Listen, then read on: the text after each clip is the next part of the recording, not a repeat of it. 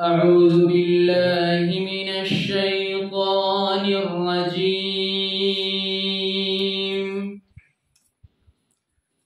بسم الله الرحمن الرحيم.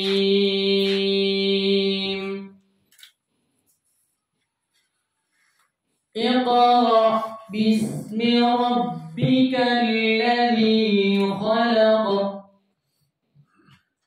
خلق الإنسان من علق.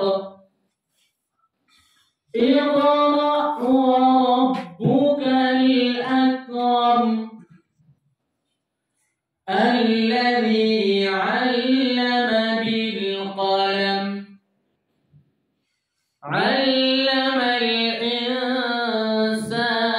ما لم يعلم. صدق الله العظيم.